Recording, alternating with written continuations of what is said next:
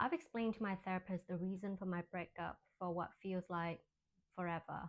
I'm articulate, I'm insightful, I've traced it back to my childhood pattern. But then she stops me and she asks, "But how do you feel?" And I'm like, "Wasn't I just telling you that for the last 45 minutes?" Except I wasn't. I was performing an autopsy on my own feelings. I was building a PowerPoint case study about my emotions and my experiences, but I wasn't actually feeling anything. I was intellectualizing. Hello, my darlings. Welcome to Tea O'Clock, where we drink tea and talk about life. Today, I have with me a Vietnamese black tea with rose petals, which is ready to be poured into my fair cup. So let's do that. It's got a beautiful amber color and the taste is sweet, earthy, but vibrant. So let's get started. Just a quick disclaimer, I'm not a therapist and this isn't therapeutic advice. I'm just sharing my personal experience with intellectualizing emotions, something that my own therapist helped me to realize in myself. If anything I say resonate with you, please consider seeking professional support to help explore it further. Intellectualizing is actually incredibly easy to miss because from the outside, it looks like emotional intelligence and it looks like emotional awareness. It sounds like you're fluent in expressing your emotion. You're talking about your feelings, you're going to therapy, you're doing the work, except you're not really feeling anything. You're not in your body experiencing the emotions. You're hovering above it all, taking notes, dissecting the who, what, where, when, why, how. In other words, using your mind to avoid your body. When people are connected to their feelings, they usually focus on what happened and how they feel about it. Whereas when people are intellectualizing, they focus on what happened, why it happened, how it happened, the context around it, the past, the present, the future, and then their emotions. The feeling always comes last. Someone feeling looks like, "Oh, my mom made that comment and that made me feel so small. I felt like I was suddenly 8 years old. Again, helpless, like nothing I ever did was good enough." Someone intellectualizing looks like, "My mom made this comment about me, which stemmed from her own problems, her own childhood traumas and patterns, and she doesn't even realize that she was doing it. This was triggering to me. It activated my inner critic, so I feel really small." The first one goes event and then feeling, whereas the second one goes event, the what, the why, the where, the how, and then the feeling. By the time that you get to the feeling in the second version, you've already created a distance between yourself and the feeling. You've turned it into a case study. The feeling becomes a conclusion in the story rather than a natural experience. Here are some phrases that are dead giveaways that I'm intellectualizing instead of feeling. It makes sense that I'll be upset because logically, I know I shouldn't be feeling this way, but I can't help it. From a psychological perspective, I have a tendency to insert. Intellectualizing gets rewarded and thus repeated. When you can articulate your emotions so clearly, or rather, when you can articulate the reasons for your emotions so clearly, people think you are emotionally mature. Heck, you think you are emotionally mature and fluent. You think you know yourself so well. You get gold stars for understanding your feeling. But, like I said, understanding isn't the same thing as feeling. And I've collected enough gold stars while feeling absolutely nothing. Let's unpack why I'm intellectualizing by intellectualizing. I'm not going to pretend that I understand why you do it, but I think I have a theory as to why I do it, so I'm going to share it. Perhaps you'll see yourself in it too. I have a history of people pleasing and I really struggle with setting my own boundaries, something that I talk about in this video. When I was a child, I felt unsafe expressing my emotions and I learned how to read the room, adjusting what I showed to the outside to match with what was expected of me. So I got really good with thinking my way through things instead. I became fluent in the language of psychology and therapy speak. Probably didn't help that I was a psychology major at university, eh? I could articulate my feelings and explain my patterns pretty well. I just couldn't actually feel them in my body. And honestly, it worked. Sort of. Intellectualization was a brilliant coping mechanism when I needed it. It helped me make sense of chaos. It gave me a sense of control when everything in my life felt out of control. And because I had felt unsafe expressing my emotions, I try to compensate for it by rationalizing in my head, giving myself reasons as to why I should behave certain ways. The problem is, I never learned to turn it off. If you're so good at analysis, if you get rewarded for being insightful, if you've built your entire identity around being the understanding person, the one who gets it, then intellectualizing sort of becomes your default mode. It works, so why change it? It's become my way of dealing with my emotions. But there's a price for living in your head. I'll have a difficult emotion or a difficult experience, and then I'll be fine with it, totally fine, as if it doesn't affect me.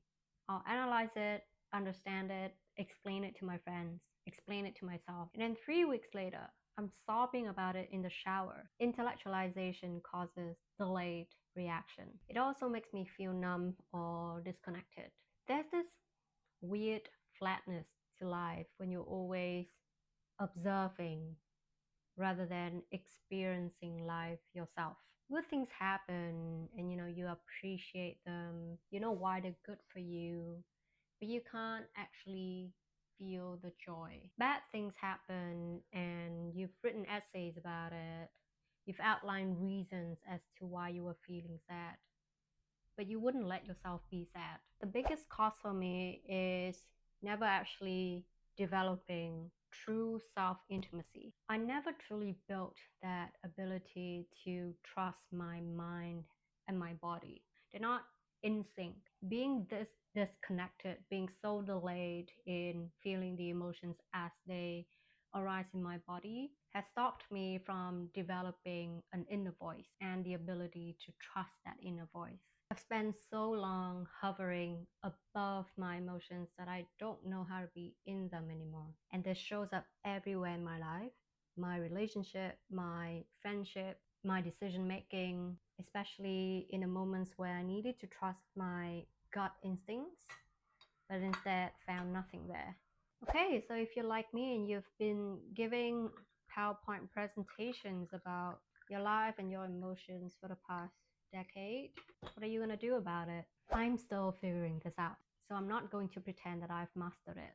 Let me start with what made me decide to stop this. I stayed too long in a relationship that in reality wasn't good for me. Everything looked good on paper, but something just felt off. And of course, I brushed it off. I blamed it all on my anxiety. I intellectualized my way through it. If an argument or something that didn't quite sit right with me came up, I would just rationalize my way through it. I would attempt to explain it. This was my pattern. This was his pattern. All my analysis, all my understanding, all my emotional vocabulary, none of it mattered if I couldn't actually feel it in my body and trust my instinct. I didn't know how to let my feelings guide me anymore. So I have to learn from scratch how to feel. Here's what's been helping. You have to notice your body first. Emotions aren't just mental, they are physical too. And your body will always show what your mind is trying to avoid. When I'm intellectualizing, I notice that my body gets really tense, really stiff. I become really restless and agitated. My shoulders tense up. It's like I'm working on a deadline. I become really action oriented and result driven. I treat my sadness like it's a problem that needs solving. So my thought process becomes something like, this is the problem, here's how we solve it, and this is the result. These are my signs. you should learn yours too. As soon as you notice that your body is doing it, that your body is displaying these signs of intellectualizing, stop, pause, reset, because the next step is to feel the emotions. No analyzing, no reason, no solution, just the feeling itself in your body for as long as you can bear it. And I'm not gonna lie, it's excruciating. When I just tried it, I had to set a timer for 10 minutes. And during those 10 minutes, I curled up on the couch and I let myself crumble. I hated every second of it, but I persevered by telling myself that it's only 10 minutes. The timer is off. I can go do whatever I want. I can run away as much as I want. It's so painful, but it's a necessary practice to teach myself how to recognize the emotions in my body. The opposite is also true when you have something really joyful, when you feel really happy. Allow yourself to experience it. Don't immediately brush it off. That's what sitting with the emotion actually looks like. Just you and your feeling, finally in the same place at the same time. I think part of why I was intellectualizing for so long is that I was trying to cheat my way out of pain as fast as possible. If I could just understand it well enough, explain it thoroughly enough, trace it back to its root cause, maybe I could skip the part where it hurts. I could fast track my way out of pain and come out on the other side already healed. But obviously, that's not how it works. Unfortunately, you can't reason your way out of pain. You can't do anything about it, actually. Intellectualizing isn't a cure, it's simply a distraction.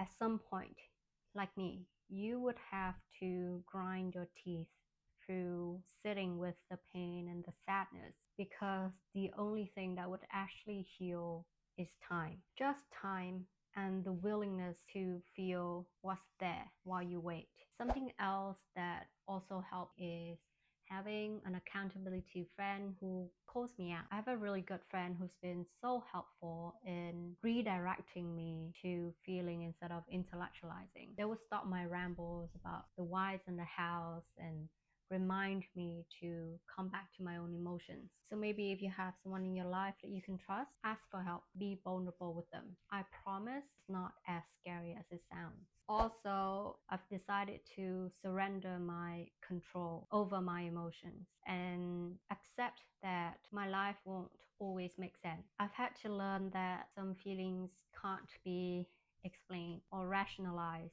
Sometimes they are there and you have to feel them, and that has to be enough. Intellectualizing is not all bad. Analysis has its place. Understanding your historical patterns and trauma can be valuable, but that's why therapy exists.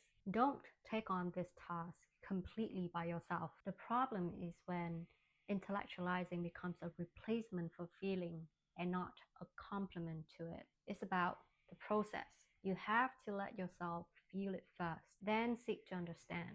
Let yourself cry before tracing it back to your childhood trauma. Experience the joy before you explain why you don't deserve it. This is not a switch you flip once and then you're cured. I still catch myself doing it all the time. The difference now is I notice. I can feel myself leaving the moment and then climbing into my head. I don't know if I'll ever fully master this because I've been doing it for so long, and sometimes I actually enjoy doing it as well. Very self-sabotaging. But maybe the goal isn't mastery. Maybe it's just showing up in my own life, in my own body, even when it's messy. One last thing.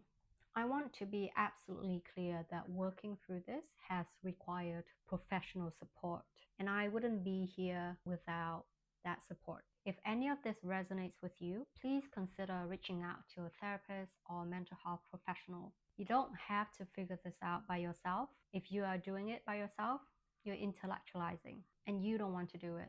Thank you for being here and sharing this cup of tea with me.